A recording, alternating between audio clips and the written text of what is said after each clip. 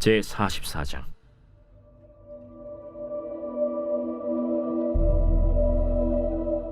요셉이 그의 집 청지기에게 명하여 이르되, 양식을 각자의 자루에 운반할 수 있을 만큼 채우고 각자의 돈을 그 자루에 넣고 또 내 잔 곧 은잔을 그 청년의 자루 아귀에 넣고 그 양식값 돈도 함께 넣으라.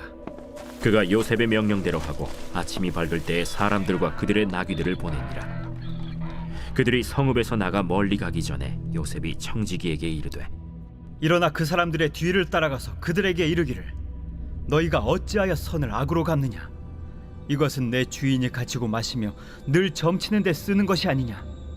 너희가 이같이 하니 악하도다 하라.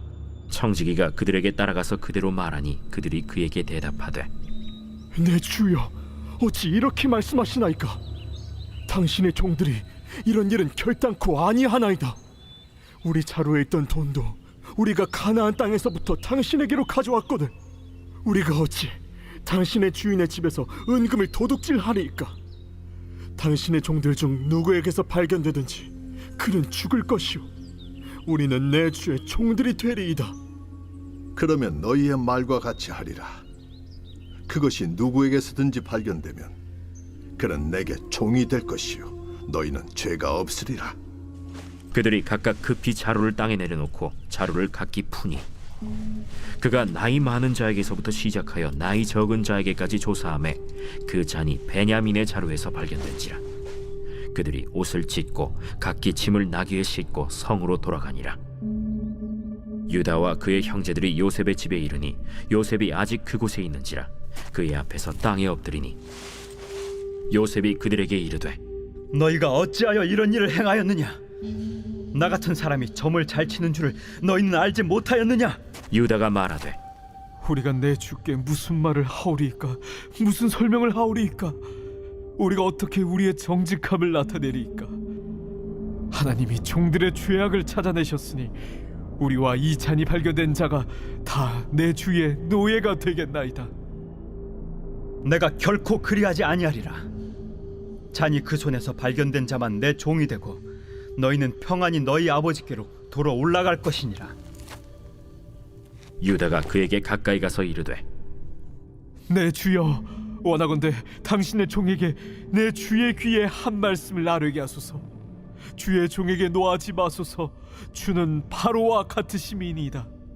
이전에 내 주께서 종들에게 물으시되 너희는 아버지가 있느냐 아우가 있느냐 하시기에 우리가 내 주께 아뢰되 우리에게 아버지가 있으니 노인이요 또 그가 노년에 얻은 아들 청년이 있으니 그의 형은 죽고 그의 어머니가 남긴 것은 그뿐이므로 그의 아버지가 그를 사랑하나이다 하였더니 주께서 또 종들에게 이르시되 그를 내게로 데리고 내려와서 내가 그를 보게 하라 하시기로 우리가 내 주께 말씀드리기를 그 아이는 그의 아버지를 떠나지 못할지니 떠나면 그의 아버지가 죽겠나이다.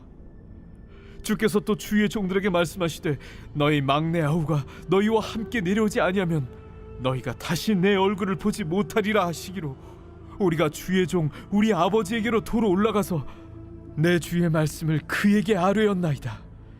그 후에 우리 아버지가 다시 가서 곡물을 조금 사오라 하시기로 우리가 이르되 우리가 내려갈 수 없나이다.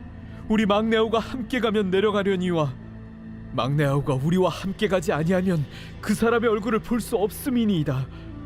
주의 종 우리 아버지가 우리에게 이르되 너희도 알거니와 내 아내가 내게 두 아들을 낳았으나 하나는 내게서 나갔으므로 내가 말하기를 틀림없이 찢겨 죽었다 하고 내가 지금까지 그를 보지 못하거늘 너희가 이 아이도 내게서 데려가려 하니 만일 재해가 그 몸에 미치면 나의 흰머리를 슬퍼하며 스몰로 내려가게 하리라 하니 아버지의 생명과 아이의 생명이 서로 하나로 묶여 있거늘 이제 내가 주의 종 우리 아버지에게 돌아갈 때에 아이가 우리와 함께 가지 아니하면 아버지가 아이의 없음을 보고 죽으리니 이같이 되면 종들이 주의 종 우리 아버지가 흰머리로 슬퍼하며 스올로 내려가게 함이니이다. 주의 종이 내 아버지에게 아이를 담보하기를 내가 이를 아버지께로 데리고 돌아오지 아니하면 영영히 아버지께 죄짐을 지리이다 하였사오니 이제 주의 종으로 그 아이를 대신하여 머물러 있어 내 주의 종이 되게 하시고 그 아이는 그의 형제들과 함께 올려 보내소서. 그 아이가 나와 함께 가지 아니하면 내가 어찌 내 아버지에게로 올라갈 수 있으리까? 두렵건대 제 해가 내 아버지에게 미침을 보리이다.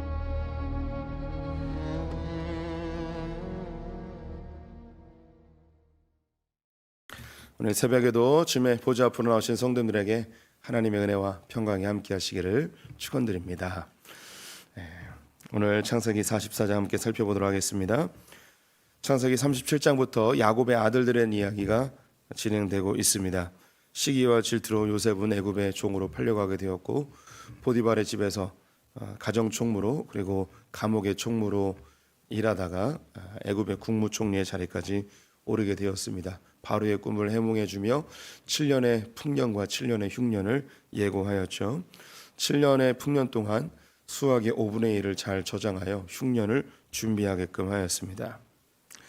이렇게 기근이 드디어 시작이 되었고 각국의 사람들은 애굽으로 양식을 사기 위해 몰려오게 되었습니다. 그 틈에 요셉의 형들이 함께 자리하고 있었는데요. 형들이 자기 앞에 절하는 모습을 보았을 때에 하나님이 보이셨던 꿈이 생각나게 되었습니다. 요셉은 두 가지의 꿈을 꿨죠. 10개의 곡식단이 자기에게 절하는 것과 해, 달, 별들이 자기에게 절하는 모습이었습니다.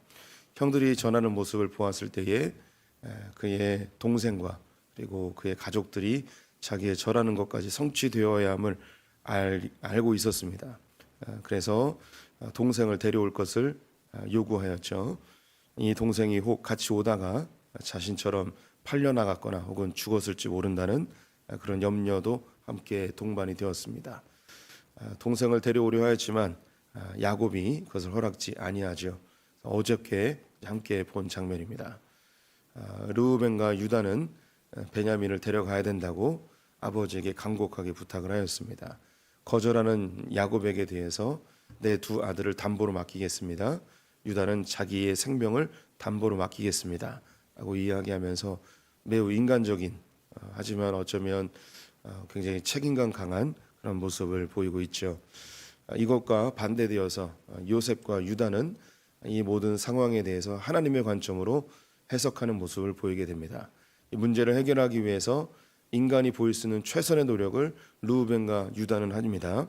하지만 요셉과 야곱은 이 일이 하나님 손에 있으니 하나님께서 이 일을 행하실 것, 하나님이 풀어가실 것을 소망하면서 내 아들이 죽으면 그 죽음을 받아들이겠습니다 라고 하며 그 문제를 하나님께 내어 맡기는 모습을 보이게 되죠.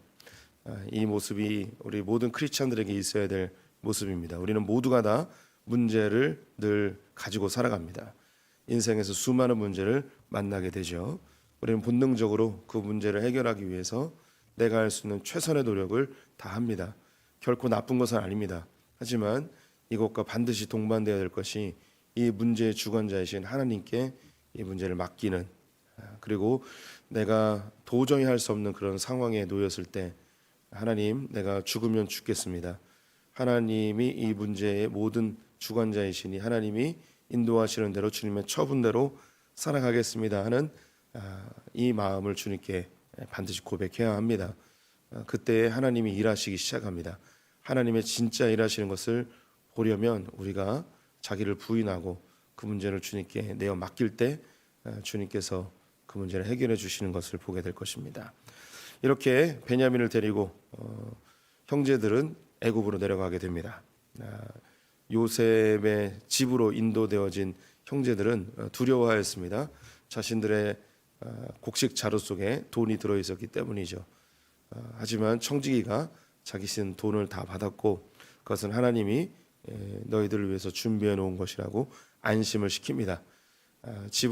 요셉의 관저로 들어간 이 형들은 식사를 대접받게 되는데요. 여기서 이제 요셉이 힌트를 줍니다. 자기가 요셉이라는 것을 형들에게 알려주고 싶은 것이죠. 베냐민을 본 순간부터 심장은 고동치고 조금만 자극하면 눈물이 흐를 태세였습니다. 그래서 식사를 하는데 형들을 나이 순대로 앉히게 되죠. 형들도 이상히 여겼습니다. 어떻게 우리의 나이를 알아서 순서대로 앉혔는가 이상히 여기죠. 이상히 여기기만 한 겁니다. 여기서 하나님이 눈을 뜨게 하셔서 이 상황에 하나님이 무엇인가 메시지가 있지 않은가 하나님의 관점으로 봐야 되는데 전혀 그런 눈이 형들에겐 존재하지 않았습니다. 또 하나 힌트를 줍니다. 베냐민에게 5배의 양식을 주죠. 5배를 준다고 해서 그것을 뭐 베냐민이 다 먹을 일도 아니었는데 이 5이라는 숫자는 능력을 의미합니다. 성경에는 하나님이 그 숫자로서 그 메시지를 전해주는 것이 많이 있는데요. 그래서 성경의 이 숫자를 이해하는 것은 성경을 이해하는데 아주 큰 도움이 됩니다. 일은 하나님 한 분의 뜻입니다. 그래서 하나는 하나님, 유일함 이런 의미고요. 둘은 사람의 숫자입니다. 남자와 여자. 그리고 3은 삼위일체 하나님으로 완전 숫자입니다. 그래서 성경에 보면 강조할 때에 비슷한 말을 3번 반복합니다. 너의 마음과 뜻과 정성을 다하여, 힘과 뜻과 마음을 다하여. 이렇게 3번 반복함으로 인해서 강조하고 완전을 의미합니다. 4는 이 땅에서의 완전 숫자입니다. 하늘에서는 이 4를 잘 사용하지 않고 이 땅에서 4를 사용함으로 충만을 의미합니다. 동서남북을 이야기하죠. 5는 이 동서남북 위에 꼭지점이 있습니다. 그래서 5을 의미합니다. 능력의 숫자입니다. 그래서 미국의 국방성이 펜타곤이죠. 펜타곤이 오각형이라는 뜻입니다. 그래서 굳이 미국의 국방성이 오각형을 이용한 이유는 5가 가지고 있는 숫자적 의미 때문입니다. 또 피라밋이 꼭지점이 5개예요. 밑에 면이 4개고 위에 꼭지점이 있어서 5개의 꼭지점으로 되어 있습니다. 이건 역시 능력을 의미합니다. 조금 더 이야기하면 6은 부족의 숫자입니다. 7에서 하나 부족한 것이죠. 그래서 성경에서 6을 표현함으로 이거는 온전히 이루어지지 않았다, 부족하다라는 걸 이야기할 때 6을 사용합니다. 여호수아가 가나안 땅을 정복할 때 7개 족속을 몰아내야 했죠. 근데 여호수아서 끄트머리에 가게 되면 7족속을 몰아냈다고 되어 있지 않고 6족속을 몰아내겠다고 되어 있습니다. 이것은 부족하다는 의미겠죠. 7은 이 땅에서의 충만의 숫자입니다. 그래서 월화수목금토일 이 땅에서 충만의 숫자 럭키 세븐이라고 하는데 럭키 세븐은 사실 성경적 의미는 전혀 없습니다. 충만의 숫자로 사용될 수는 있지만 이 땅에서의 충만이고 하늘에서의 충만은 아니죠. 그럼 하늘에서의 충만은 8입니다. 8. 이 땅에서 7일이 지나고 다음 생애가 시작이 된다는 의미입니다. 그래서 예수님께서 부활하신 날이 8째 되는 날 안식 후 다음 날이죠. 그래서 모든 크리스천들은 이 땅에 속한 자들이 아니고 하늘에 속한 자로 8요일의 사람들이라고 표현하기도 합니다. 성경에서 9는 사용을 하지 않습니다. 9는 애매한 숫자라서 3 곱하기 3 완전의 숫자가 될 수도 있고 열에 하나 부족한 숫자가 될 수 있습니다. 그래서 이것을 사용하면 읽는 독자들에게 이게 완전수인지 부족의 숫자인지 헷갈리기 때문에 성경에서는 9수를 사용하지 않습니다. 10은 완전의 숫자이고요. 11은 부족의 숫자입니다. 12는 4 곱하기 3, 3 곱하기 4 완전의 완전 숫자입니다.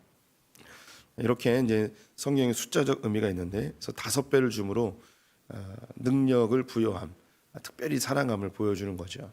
이렇게 형제들을 순서대로 앉히고 동생을 5배의 음식을 줌으로 요셉은 형제들에게 자기가 요셉이라는 것을 힌트를 제공을 하죠. 하지만 그들은 눈이 가리워져서 그 힌트를 발견하지 못합니다. 예수님이 이 땅을 사실 때 자신이 하나님의 아들이라는 힌트를 계속 주십니다. 그래서 여러 가지 행적들, 무리를 걷는 것, 오병이어의 사건들 이런 것으로 하나님의 아들임을 보여주죠.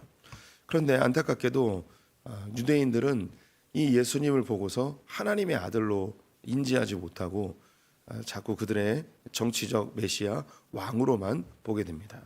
또 종교 지도자들은 이 예수님을 하나님의 아들로 보지 못하고 자신들의 밥그릇을 빼앗는 그런 새로운 신흥 종교의 선지자 정도로 생각을 하였던 것이죠. 눈이 가리워지면 하나님이 아무리 힌트를 줘도 그 힌트를 발견하지 못합니다. 답을 발견하지 못하죠.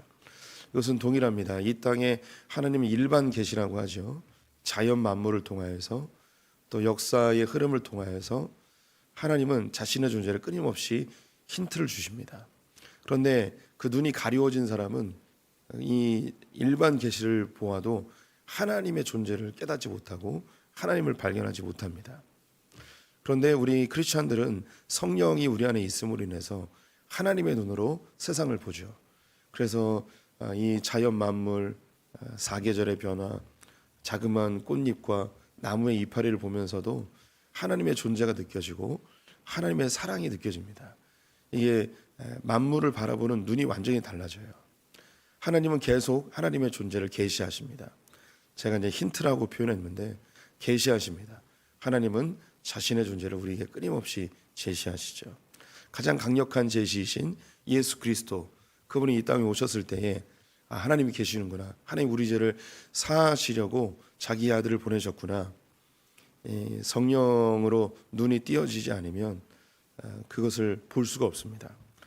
우리 성도님들이 예수 그리스도가 하나님의 아들이심과 그분을 통해서 구원받을 것이 그것이 믿어지시고 보여주신다면, 제가 목사이기 때문에 하는 얘기가 아니고 성경을 근거하러 이야기하면 가장 복받은 사람입니다. 하나님이 일하시는 것을 볼 수 있는 눈, 하나님이 말씀하시는 걸 들을 수 있는 귀, 이것이 있는 사람들이 가장 복 있는 사람입니다. 그래서 이사야서에 메시아가 오게 되어지면 하시는 일, 보지 못하는 자를 보게 하고 듣지 못하는 자를 듣게 하고 말하지 못하는 자를 말하게 하고, 이것이 메시아가 오셨을 때 하시는 강력한 사건입니다. 그래서 세례 요한이 감옥에 갇혀 있을 때에 예수님에게 제자들을 보내죠.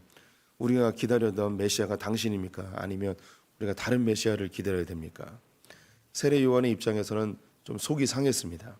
세상 죄를 지고 간 하나님의 어린 양이다라고 지목까지 하였는데, 헤롯에 의하여 감옥에 갇혀 있을 때에 예수님은 면회 한 번 안 오고 사식 한 번 넣어주지 않았습니다.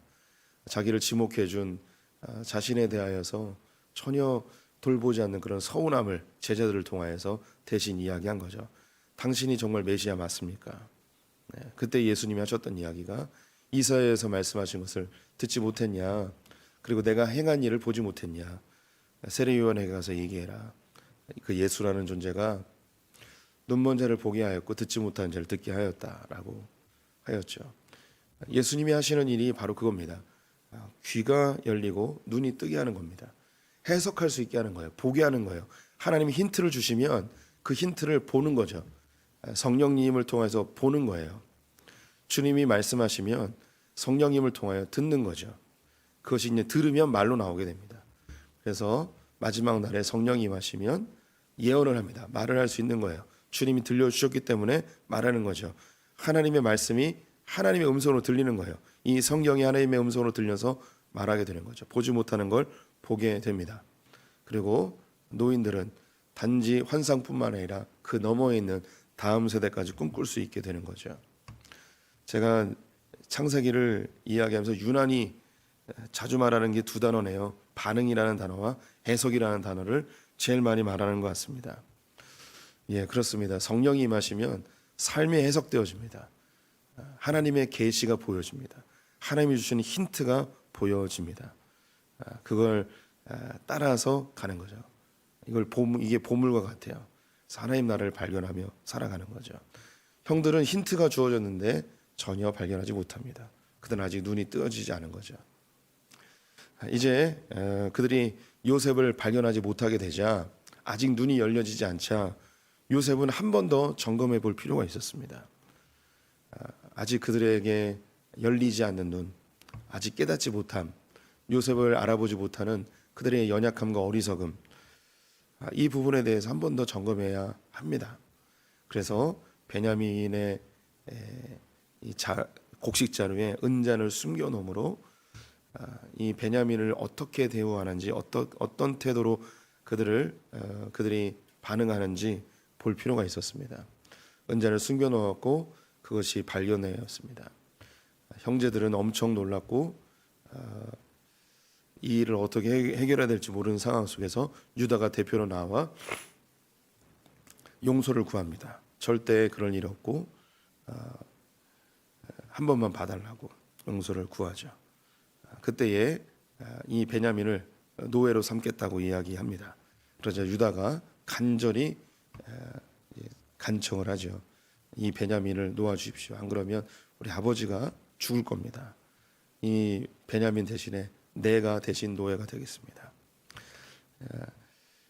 자기의 동생에 대해서 그 눈이 아직 열리지 않았고 요셉을 발견하지 못하는 아직 연약함이 있지만 너무나 인간적인 그리고 아버지를 사랑하고 동생을 보호하겠다는 이 유다를 비롯한 형제들의 모습을 보고서 이 요셉이 이들이 그들의 죄에 대하여서 회개하고 있고 그들이 변화되었구나라는 걸 확인하고 이제 내일 보게 되어질 45장에서 자기가 요셉이라는 것을 고백하게 됩니다. 요셉이 마지막으로 점검한 것이 동생을 사랑하는가였습니다. 이것은 예수님이 우리에게 마지막으로 점검하시는 테스트이기도 합니다. 우리가 이제 신앙생활하면서 제일 어려운 부분이 뭐냐면 지체를 사랑하는 겁니다. 형제를 사랑하는 겁니다. 이게 참 쉬운 것 같은데 진짜 어렵습니다. 우리가 신앙생활할 때 신앙생활을 포기하는 게 하나님에 대한 신뢰가 무너질 때도 포기하지만 관계가 무너질 때 신앙생활을 포기합니다. 결국 우리의 신앙생활은 두 가지예요. 하나님에게 실망하거나 관계에 실망하거나 이 두 가지 때문에 신앙생활을 포기합니다. 우리가 좀 신앙이 견고해지면 하나님에 대한 신뢰는 높아집니다. 그래서 하나님이 내 삶을 고난 가운데 몰아넣던가 어떤 시련이 오게 해도 우리 견뎌냅니다. 그래도 그거는 그래도 하나님 안에서 해결을 해요. 신앙이 연약할 때는 하나님께 실망을 하기도 하지만 신앙생활을 오랫동안 하면 하나님에 대한 신뢰가 무너지지 않습니다. 그런데 어디서 무너지냐? 관계예요, 관계. 관계 때문에 무너져요. 관계가 진짜 어렵습니다. 그래서 성경은 하나님 사랑, 이웃 사랑, 그리고 서로 사랑하고 서로 용납하고, 그리고 우리의 신앙생활에 제일 중요한 게 우리가 방언을 하고 예언을 하고 병 고치는 의사가 있고 죽은 사람을 살려낼지라도 사랑이 없으면 아무것도 아니라고 이야기합니다. 결국 주님이 마지막으로 우리의 신앙을 테스트한다면 그것은 결국 사랑입니다. 그래서 사랑이 진짜 어렵습니다. 그리고 사탄은 이 사랑이 하나님의 마지막 테스트이고 이 정말 어렵다는 걸 알기 때문에 성도들을 어디서 무너뜨리게 하는가? 형제 사랑, 이웃 사랑, 관계 때문에 무너뜨립니다. 우리 성도님들 이 관계 때문에 무너지지 마십시오. 근데 저도 이렇게 얘기하지만 목사도 관계 때문에 무너집니다. 목사가 언제 교회를 그만둘까요? 성도한테 상처받으면 그만둡니다. 성도들은 언제 교회를 떠날까요? 목사한테 상처받으면 떠나죠. 결국 관계 때문에 그렇게 돼요. 많은 목사님들이 성도님들 때문에 상처를 받습니다. 제 친구 목사가 홍성에서 목회를 했는데 우리 원래 합동교단인데 그 교회가 백석교단이에요. 교단까지 바꿔서 미국에서 박사학위 땄는데 정말 공부 잘하는 친구인데 어떻게 수소문해가지고 데리고 갔어요. 데려갔는데 목회 10년 차 때 쫓겨나게 됐습니다. 쫓겨나는데 끝까지 버텼어요. 소송을 제가 기억하기로 20몇 개를 당했어요. 그 장로님한테. 이 장로님이 한국전력 노조 위원장 출신이에요. 그 지역. 그러니까 이 소송의 달인이에요. 그래서 목사님 만신창이가 돼가지고 지금은 목사님이 택배하고 있어요. 얼마나 이렇게 관계가 힘들었겠습니까? 근데 그 목사님의 마음은 제가 모르죠. 네, 그런 제가 만약에 그 상황이라면 그 마음속에 분노와 이 원한이 화병이 막 가득했을 것 같은 생각이 듭니다. 우리 서로 상처 주지 말고 좀 상처 받아도 좀 이해하고 조금씩 양보하고 사랑하는 그런 공동체가 되어야 할 겁니다. 결국 사랑입니다. 결국 사랑밖에 없어요. 그래서 이 유다나 형제들이 성령이 충만하거나 하나님을 알거나 깊이 알거나 그거 잘 몰랐어요. 그런데 이 유다와 형제들이 요셉에게 인정받을 수 있었던 이유는 동생을 사랑한 겁니다. 그 사랑이 그 사랑이 뭐 하나님 안에서의 사랑이든 인간적인 사랑이든 어쨌든 그 사랑이 요셉의 마음을 바꿔 놓았습니다. 예수님이 우리 성도님들을 볼 때, 하나님이 우리를 볼 때 하나님이 감동하는 거, 하나님을 사랑하는 것도 감동하는데요. 사실 그거보다 하나님은 이웃 사랑하는 것을 더 감동해 하십니다.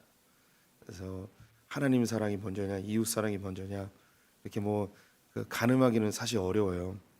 그런데 제가 목회를 하면서 예전에는요 하나님 사랑이 우선이라고 생각했어요. 근데 지금은요 이게 좀 바뀌었어요. 이웃을 사랑하는 게 먼저라는 생각이 들어요. 이게 저울로 재면 예전에는 하나님 사랑이 51, 이웃 사랑이 49 이렇게 됐었어요. 근데 목회를 하면서 이게 바뀌어요. 이웃 사랑이 51, 하나님 사랑이 49 이렇게 좀 바뀌었습니다. 하나님 입장에서 생각하면 하나님 좀 덜 사랑하고 하나님이 만드신 우리의 지체들과 이웃들을 더 사랑하는 걸 하나님이 더 기뻐하실 거라는 생각이 들었어요. 반대로 하나님을 지극히 사랑한다고 하면서 지체들을 좀 덜 사랑하면 하나님의 마음이 야 너는 네 이웃들보다 나를 더 사랑해 주는구나. 아우 참 잘했다. 이렇게 이야기하지 않으실 것 같은 거예요. 하나님을 좀 덜 사랑하고 이웃을 사랑하면 야 너는 나를 좀 덜 사랑하고 네 이웃을 더 사랑하는구나. 참 잘했다. 이렇게 이야기하실 것 같은 생각이 드는 거죠. 이건 제 생각이에요. 하나님께 가셔서 뭘 더 좋아하시는지 한번 물어보십시오. 어쨌든 중요한 것 주님은 결국 우리의 사랑을 보고 싶어 하십니다. 사랑하시는 우리 성도들 되시기를 축원드립니다. 기도하겠습니다. 하나님 우리의 눈을 열어 주님이 일하심을 보게 하여 주시옵소서. 내 삶 가운데 주님의 존재를 보이시는 주님의 계시들을 깨닫는 소풍의 성도들 되게 하여 주시옵소서. 그래서 고난과 시련 중에서도 주님의 메시지를 깨달아 낙망하거나 좌절하는 자들이 아니라 하나님의 일하심을 바라보며 묵묵히 평강 가운데 주님을 쫓는 자들 되게 하여 주시옵소서. 하나님 유다가 동생을 사랑하는 마음이 요셉에게 전달되어 그가 감동하는 것을 보게 됩니다. 우리가 우리의 지체들과 이웃들을 사랑할 때 하나님의 마음이 감동될 줄 믿습니다. 하나님 사랑과 이웃 사랑이 동시에 이루어지는 소풍교회 되게 하여 주시옵소서. 오늘 하루 주님께 의탁드리며 예수님의 이름으로 기도드렸습니다. 아멘.